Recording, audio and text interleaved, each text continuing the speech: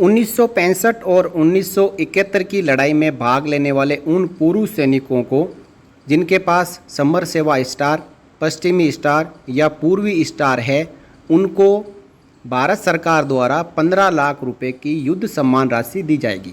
दोस्तों, ये मुद्दा एक नेशनल मुद्दा बन चुका है और इसको लेकर अलग अलग भ्रामक खबरें चलाई जा रही है। कोई कह रहा है कि ये लेटर फेक है, कोई कह रहा है कि ऐसा कोई प्रोपोजल नहीं है, कोई कह रहा है कि ये जिला सैनिक बोर्ड के पास पहुंचा क्यों नहीं, कोई कह रहा है ये टीवी पर क्यों नहीं आ रहा है और कोई कह रहा है कि ये समाचार पत्र में क्यों नहीं छप रहा है। दोस्तों, ये प्रोपोजल 100% करेक्ट है। इसको लेकर एडजुटेंट जनरल ब्रांच PS5 ने 2 अगस्त 2024 को आप जो स्क्रीन पर देख पा रहे हैं ये लेटर जारी करके क्लियर कर दिया। इस लेटर में क्या लिखा है? Proposal for grant of one time payment of ₹15 lakh under Yuddh Samman योजना रिगार्डिंग। और इसमें 29 मई 2024 के लेटर का रेफरेंस दिया हुआ है, जिसमें कहा गया है it is once again reiterated that the proposal of युद्ध सम्मान योजना was intended only for emergency commissioned or short service commission officers who meet the under mentioned criteria। यानी ये प्रोपोजल सबसे पहले इमरजेंसी कमीशनड और शॉर्ट सर्विस कमीशन ऑफिसर्स के लिए लाया गया था और उनके लिए जो शर्तें हैं वो इस प्रकार रखी गई थी। दोस्तों, इस वीडियो को आप पूरा देखें, समझें, उसके बाद ही आप कुछ कहें। पहला यहाँ पे कंडीशन था they should not be in receipt of any government pension. यानी ऐसे इमरजेंसी कमीशन ऑफिसर और शॉर्ट सर्विस कमीशन ऑफिसर्स जिनको किसी भी प्रकार की सरकार से पेंशन नहीं मिल रही है, उनको ये राशि मिलेगी। और दूसरा, they should have participated in 1965 and 1971 wars. और finally they should have been awarded Samar Seva star and और Purvi star and Paschimi star medals. दोस्तों, सबसे पहले ये प्रोपोजल जो एक्स ऑफिसर्स है EC एंड SSC उनके लिए लाया गया और इसको लेकर department of ex serviceman welfare ने सभी से जानकारियाँ मांगी। और अब इस प्रोपोजल के मुताबिक कुल मिलाकर आप यहाँ पे देखें 125 जो अधिकारी हैं, जो इमरजेंसी कमीशन ऑफिसर्स और शॉर्ट सर्विस कमीशन ऑफिसर्स है, जो रिटायर हो चुके हैं और जिनको किसी भी प्रकार की पेंशन नहीं मिल रही है, उनको 15-15 लाख रुपए मिलने जा रहे हैं। और ये finally letter adjutant general branch ने जारी कर दिया है। इसमें क्या कहा गया है वो भी आप देख लें और उसके बाद JCO और जवानों के बारे में क्या कहा गया है उसको भी आगे आप इस वीडियो में देखें। देखिए कि ये प्रोपोजल उन एक्स ऑफिसर्स को फाइनेंशियल सपोर्ट देने के लिए लाया गया जो किसी भी प्रकार की पेंशन प्राप्त नहीं कर रहे हैं। रेगुलर कमीशन ऑफिसर्स और दूसरे जो कैटेगरी है जिसमें PBOR आते हैं वो इसमें शामिल नहीं किए गए। Even those short service commission और emergency commission officers who would have participated in the war but are receiving government pension from subsequent employment have not been included in the proposal। यानी ऐसे इमरजेंसी कमीशन ऑफिसर्स और short service commission officers को भी शामिल नहीं किया इसमें, जो कि कहीं से कहीं पेंशन प्राप्त कर रहे हैं।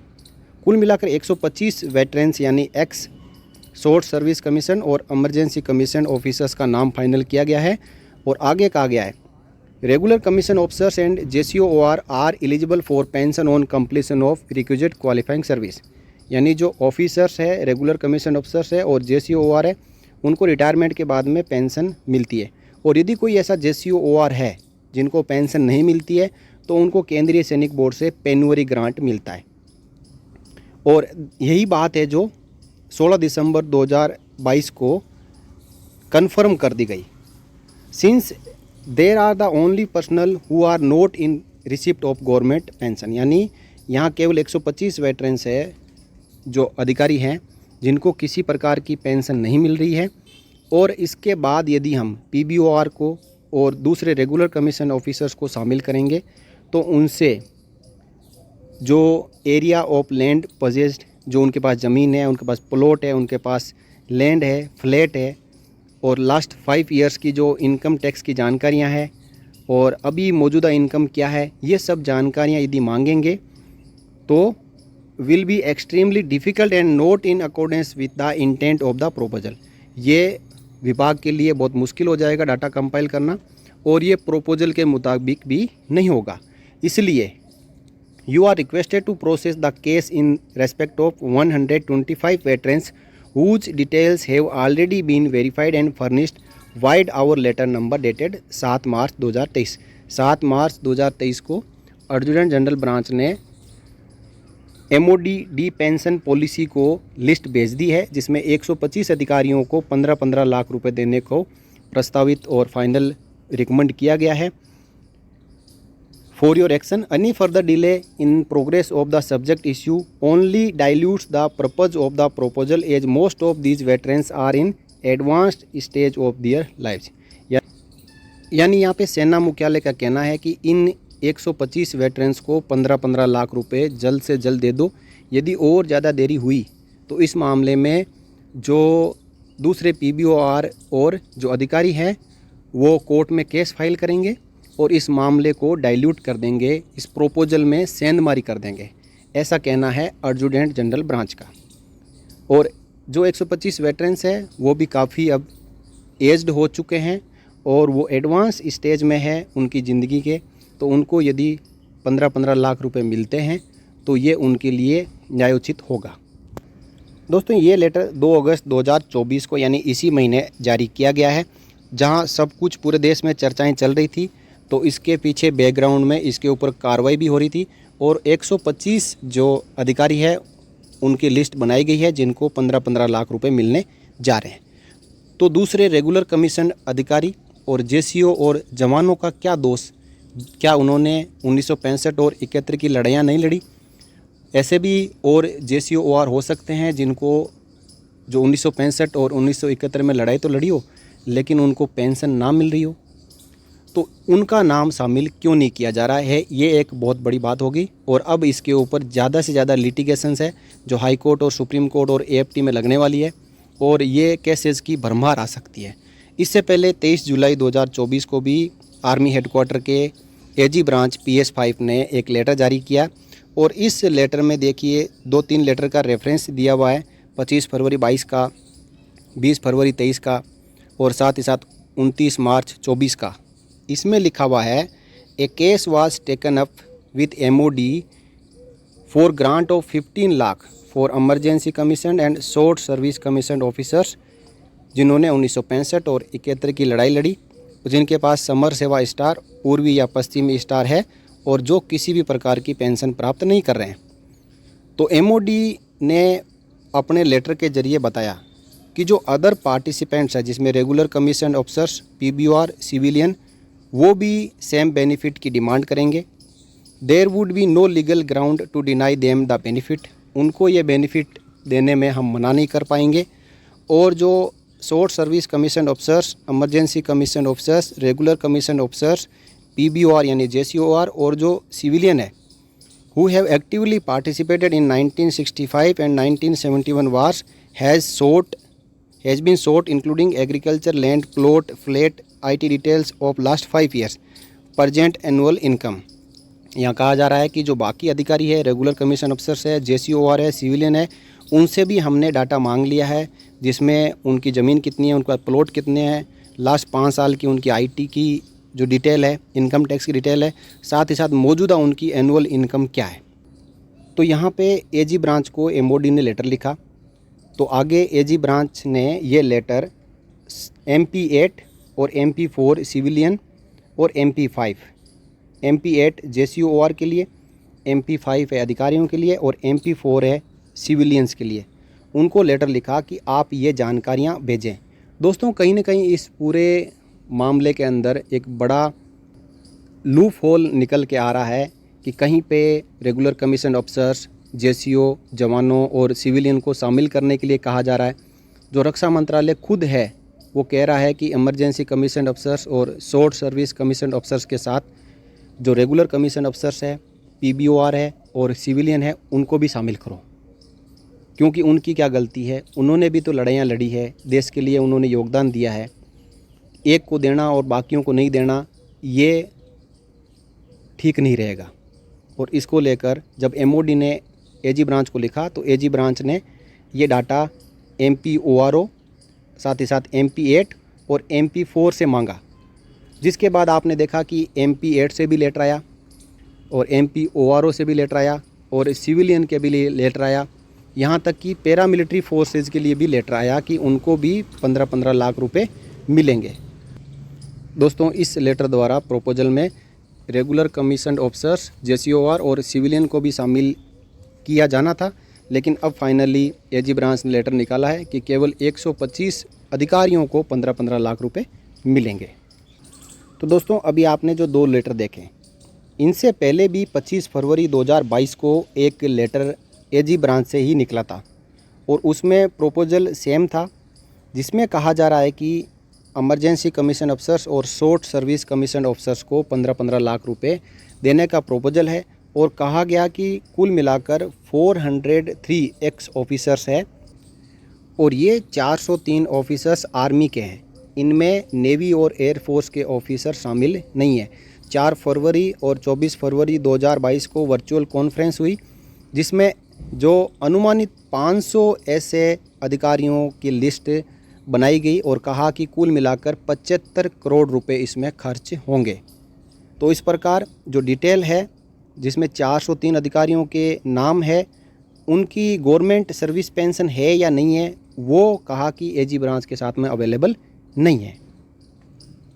और दोस्तों, ये 29 मई 2024 का department of ex serviceman welfare का लेटर है, जिन्होंने कहा है कि जो पेंशनर हो, चाहे नॉन पेंशनर हो, चाहे इमरजेंसी कमीशन ऑफिसर्स हो, चाहे शॉर्ट सर्विस कमीशन ऑफिसर्स हो, चाहे रेगुलर कमीशन ऑफिसर्स हो, JCOR हो या सिविलियन हो, इन सब को इस प्रोपोजल में शामिल करना है। क्योंकि जो लीगल ब्रांच है, जज एडवोकेट जनरल ब्रांच है जो आर्मी की, वो कहती है कि आप किसी को भी पीछे नहीं छोड़ सकते, क्योंकि सबका बराबर अधिकार है, सब ने लड़ाइयाँ लड़ी है। यदि आप केवल इमरजेंसी कमीशन ऑफिसर्स और शॉर्ट सर्विस कमीशन ऑफिसर्स को 15-15 लाख रुपए देंगे, तो बाकी लोग हाई कोर्ट और सुप्रीम कोर्ट और आर्म्ड फोर्सेस ट्रिब्यूनल में केस कर देंगे। देखिए, यहाँ पे क्लियर लिखा है, जज advocate general branch has also advise to include even the personnel in receipt of pension from government organisation in the proposal. यानी कोई यदि सरकार से पेंशन भी प्राप्त कर रहे हैं, चाहे राज्य सरकार से चाहे केंद्र सरकार से, उनको भी आप इस प्रोपोजल में शामिल करो। और साथ ही साथ department of ex serviceman welfare ने कहा, once proposal for grant of one time payment of ₹15 lakh under Yuddh Samman Yojana to emergency commission officers और short service commission officers who actively participated in 1965 and 1971 wars, और उनको समर सेवा स्टार और पूर्वी और पश्चिमी star मिला है, वो अप्रूव कर दिया गया है। जो दूसरे पार्टिसिपेंट्स हैं इन लड़ाई और सम्मान प्राप्ति के, जो कि PBOR है, रेगुलर कमीशन अफसर्स है, जो बोथ पेंशनर या नॉन पेंशनर हो सकते हैं, will demand the similar benefit, वो भी सेम बेनिफिट की डिमांड करेंगे। This department will be flooded with litigation and there would be no legal ground to deny the benefit to them. तो department of ex serviceman welfare में बहुत सारे ऐसे legal cases आएंगे और उसके बाद ये विभाग उनको इन कानूनी लड़ाई में मना नहीं कर पाएंगे। इसलिए यहाँ पे कहा कि आर्मी हेडक्वार्टर को चाहिए कि वो कंप्लीट डाटा भेजे, जो एक्स सोल्जर्स हैं उनके या फिर उनके स्पाउस के, जिसमें SSCO, ECOs, regular commission officers, PBOR and civilian शामिल है, जो 65-71 में लड़े हैं और जिनके पास समर सेवा स्टार, पूर्वी स्टार या पश्चिमी स्टार है। और जो डाटा है वो एक नीचे फॉर्मेट दिया हुआ है, जो फॉर्मेट सोशल मीडिया के जरिए सर्कुलेट किया जा रहा है, इस फॉर्मेट में भर के भेजना है, जिसमें rank and name, age, address, contact number, ज़मीन, प्लॉट, फ्लैट की जानकारी, पिछले 5 साल की जो ITR की जानकारी, प्रजेंट ऑक्यूपेशन क्या है और अभी जो एनुअल इनकम क्या है। तो दोस्तों, कहीं ना कहीं जो एडजुटेंट जनरल ब्रांच है, department of ex serviceman welfare है, इनके बीच में ही विरोधाभास चल रहा है। एक तरफ जहाँ कहा जा रहा है कि ये डाटा चाहिए, तो दूसरी तरफ कहा जा रहा है कि केवल हम इमरजेंसी कमीशन अफसर्स और शॉर्ट सर्विस कमीशन अफसर्स जो 125 अधिकारी है उन्हीं को देंगे। तो इस प्रकार दोस्तों, आर्मी हेडक्वार्टर अपने 23 जुलाई 2024 के लेटर में कहता है कि आप सभी की जानकारियां भेजो, जिसमें JCO जवान और सिविलियन भी शामिल है, और उसके बाद एक फ़ाइनल लेटर निकल के आता है 2 अगस्त 2024 को, जिसमें कहा गया कि अब केवल 125 अधिकारियों को ही 15-15 लाख रुपए मिलेंगे, जो इमरजेंसी कमीशन ऑफिसर्स है या शॉर्ट सर्विस कमीशन ऑफिसर्स है और जो किसी भी प्रकार की पेंशन सरकार से प्राप्त नहीं कर रहे हैं।